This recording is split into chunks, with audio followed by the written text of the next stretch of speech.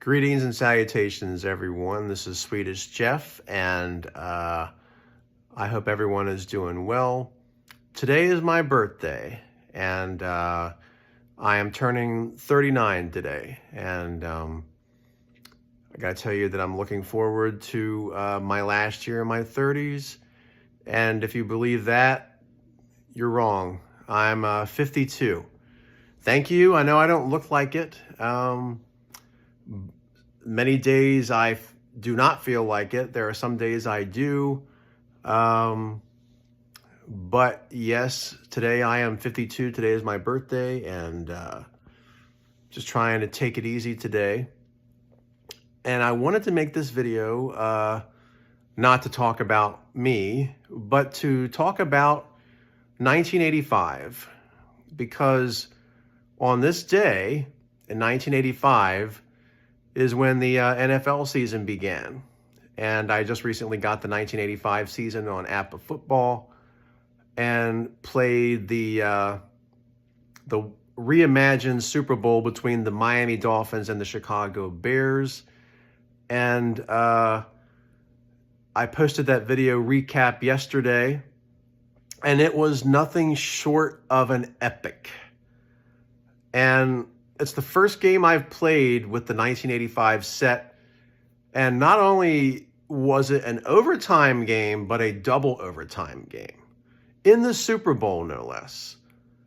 And both teams battled back and forth, and the Dolphins ended up winning the game 34-31. And Dan Marino finally got his elusive Super Bowl ring, and the Dolphins won the championship. And it was fun. It was a lot of fun to play. I will admit, though, I was rooting for the Bears because I was a Bears fan that year, and I wanted to see Chicago win after they lost to the Dolphins, the only loss they had that year in the regular season. But I was happy for Dan Marino. And just to tell you a little bit about him, I'm going to adjust my camera here a little bit here. Just to tell you, Kevin Butler could have won that game within the last few seconds of the first overtime. I mean, there were only it was actually the last play. And he missed a 28-yard field goal. Butler missed it, and he was a great kicker.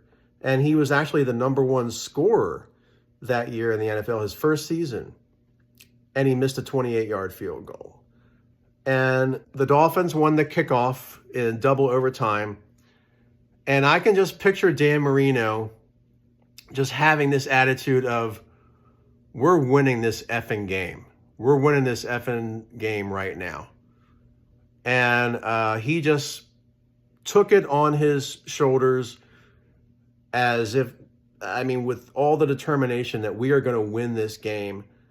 And clearly the goal was to put 6 on the board and get the touchdown.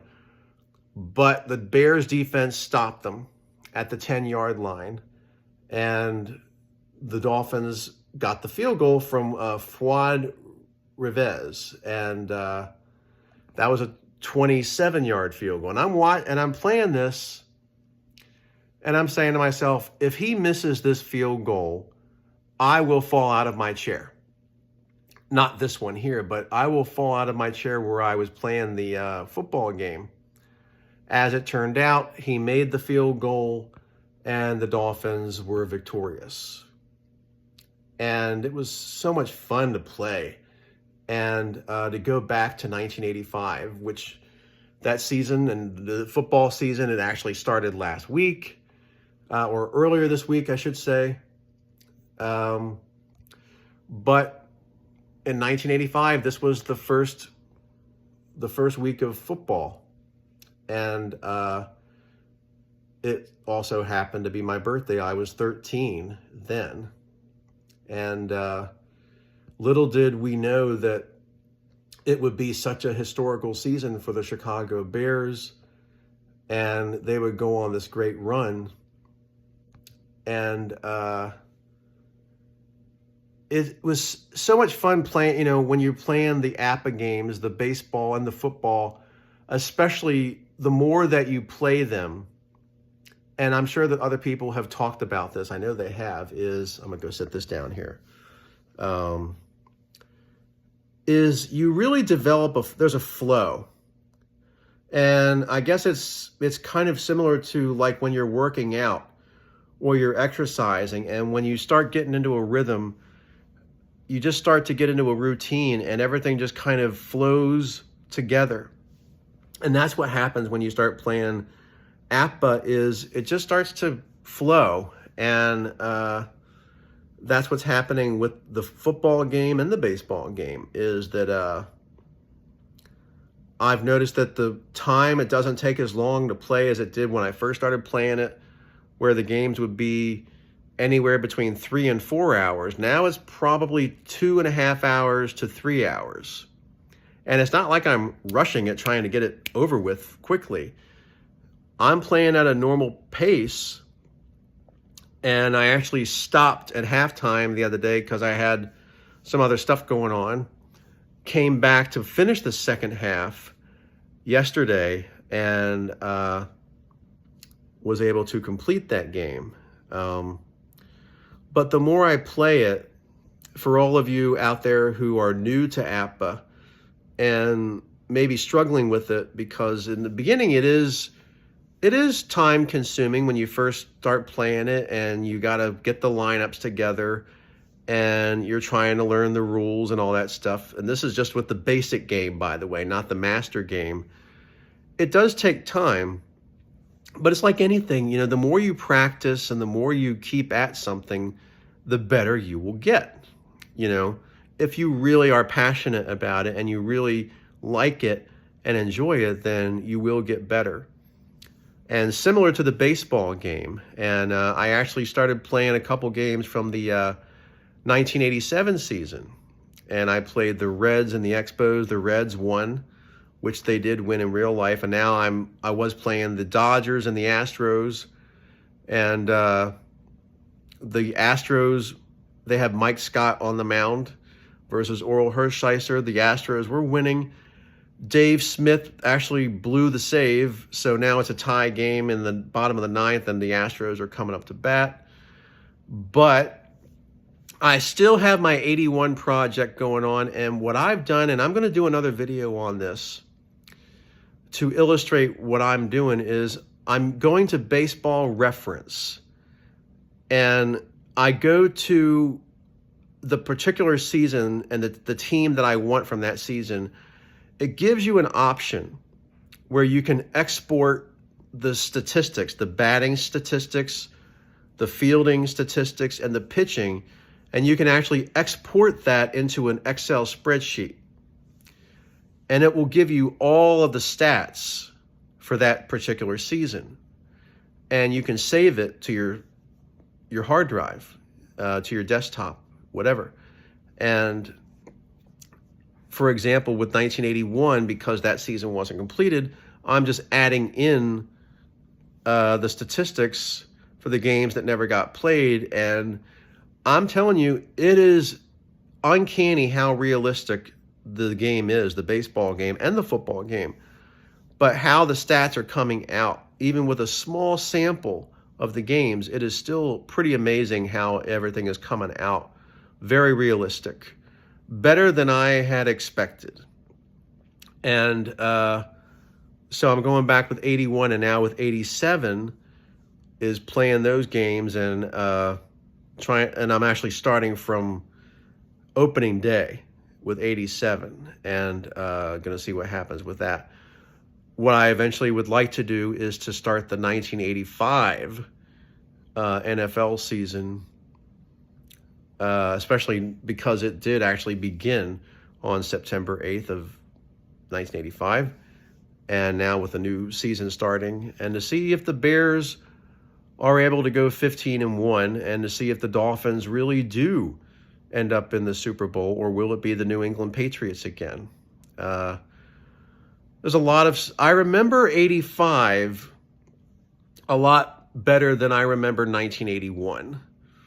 And I don't know if I'm going to go back to the 81 NFL season right now.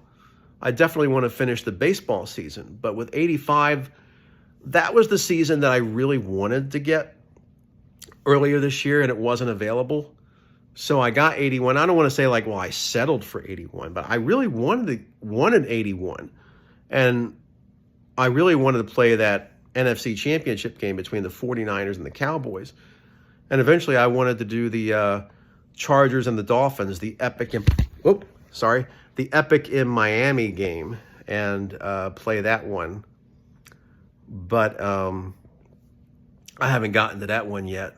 And, you know, with life events happening and other things going on, I've been delayed with some of these projects.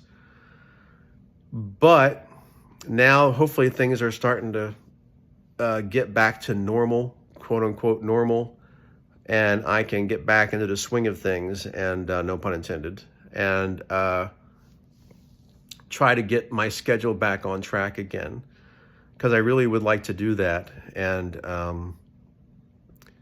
so that's what I've been doing. And like I said, 85, with the baseball and the football, I have a better recall of what happened then, you know, being 13 versus 9 years old. And I imagine that most people are like that. You remember, better or for worse, more than you do when you're 13 than when you were 9, you know.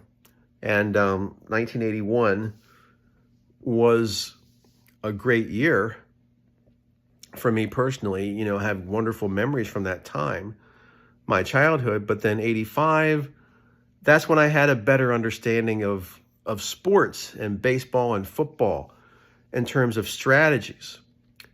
And then with 1987, you know, I was 15, and I might do another video like I did one for why 1981, and do one called why 1987 and why I selected that year. But it's just so much fun to be able to go back and revisit these seasons and play them, and to get back into the swing of things with playing cards and dice, which I had not done in years. So if there's anybody out there that hasn't played in a long time, and you're thinking about getting back into it, and you're wondering, well, can I still do it? Am I going to have a hard time? Everybody's different.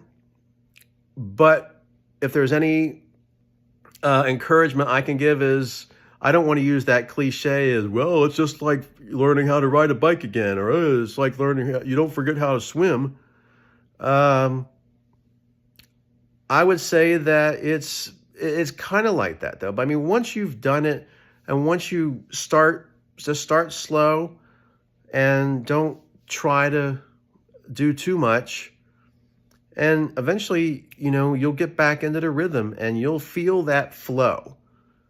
And that's the one thing I'm noticing, is especially with the football and the baseball game, is once you start getting it, it just flows naturally, and you develop that rhythm. And it's so much fun, you know. And even keeping the stats, it sounds like something that would be tedious to do. And I know a lot of people use the digital to diamond. I tried it, and it did not work for me. I know it works for a lot of other people, and if that happens, hey, my hat's off to you. It just did not work for me. And I'm finding that just keeping it on an Excel spreadsheet works for me. So, but it's not tedious. It's not tedious to do. And the more I get acclimated to it and start to put those stats together, especially using the baseball reference and football reference too. I almost forgot to mention that you can export those, the passing, the rushing, defense statistics, and you can use that too from football reference. And you save them to a spreadsheet.